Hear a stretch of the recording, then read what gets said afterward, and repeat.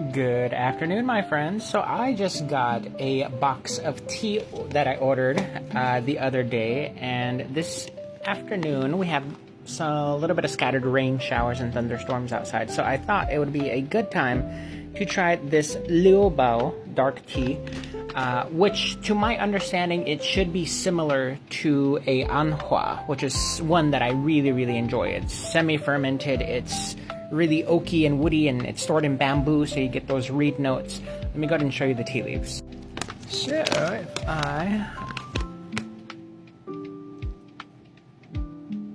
wow. Ooh, it has a peculiar smell to it. It's not necessarily... It's very strong. If I were to describe the aroma,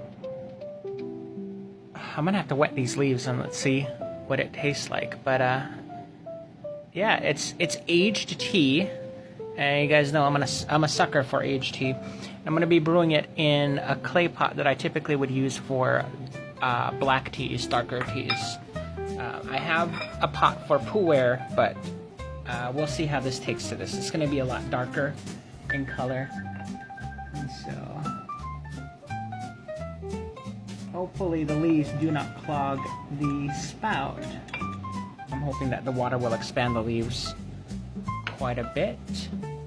And I'm just waiting for my water to finish boiling.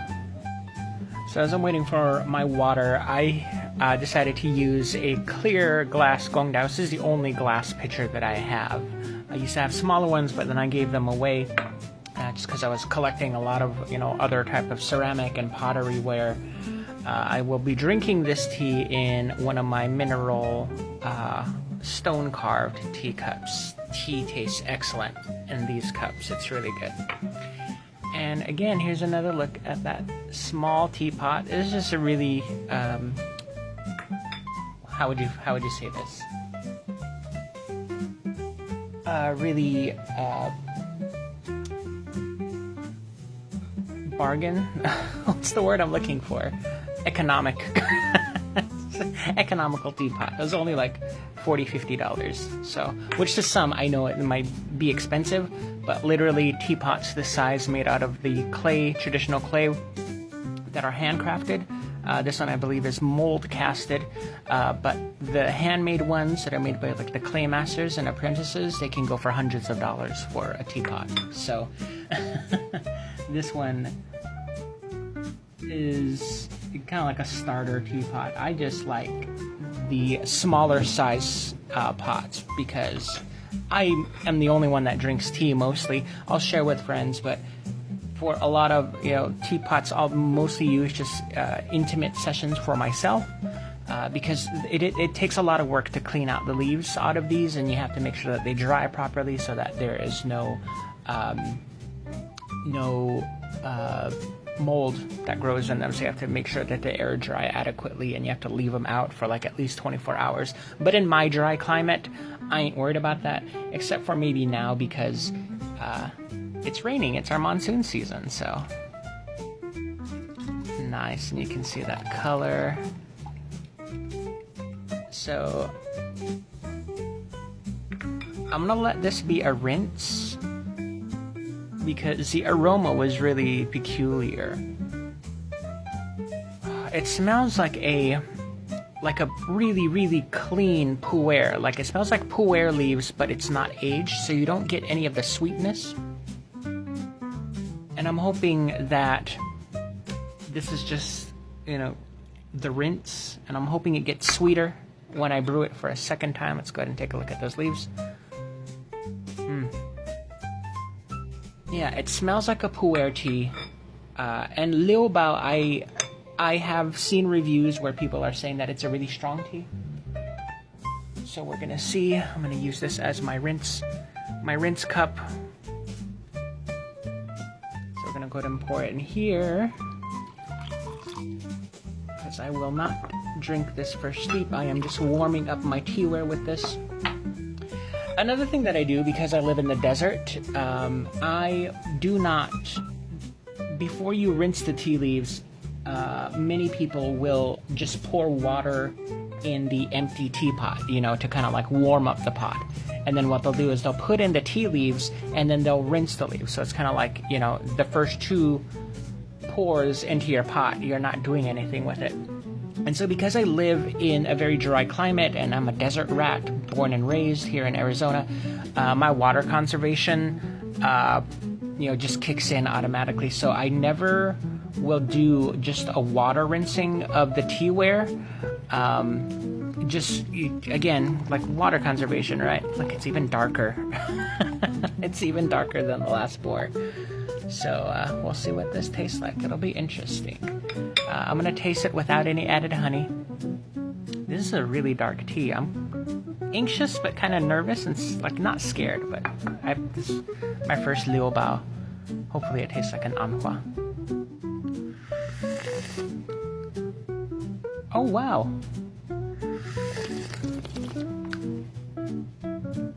Okay, so it's like if you've had anhua tea, the bamboo northern style tea, it tastes like that, but it's much more stronger. It's much more condensed, and so you get this really puer tasting note, this flavor. It's like the really dark syrupy puer without the sweetness. So it tastes like a puer tea, but it does not have the aged refining of, like, you know, those berry notes, those chocolate notes. You don't really get that with this. It's really clean tasting. Oh my god, I don't even think this needs honey. No. Okay, I think if I get through this fast enough, I might order a second batch because this is really good. I wonder what year it's from.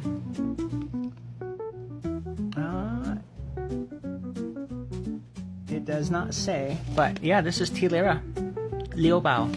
This is my first time trying it, and you know, this is probably one of the cheaper ends that you can get, but oh, this is so good. This is really good. Can't wait to see how it transforms. We'll see how many steepings it lasts. So there's 2 different approaches you can take to this.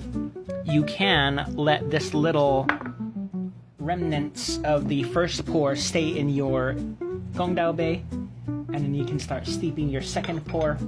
And then what you can do is just incorporate this on top of that. It would be kind of like semi-stack brewing, what people refer to as stack brewing, where you would do multiple infusions and fill it in the same pitcher.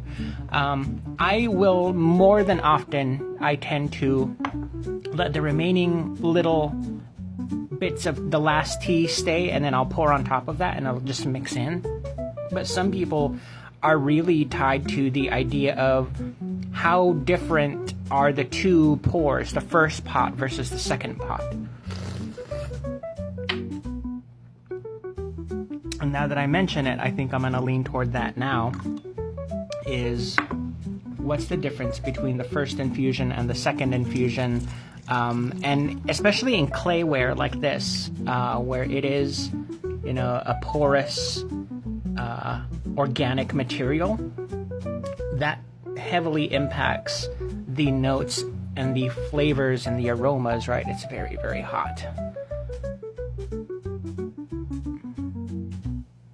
And because of the smaller leaves, unfortunately, there will always be a remnant of that. And this is why when you pour out of a gaiwan, you do want larger leaf teas. Now, sometimes you can't control the fact that some teas will be smaller in size. There are black teas that are really small and skinny and tiny in size. And then just due through the rehydration process, they will, you know, begin to plump up, and I swear it just gets darker and darker. It's starting to get more red too. This looks awesome. Okay, let me finish this last cup.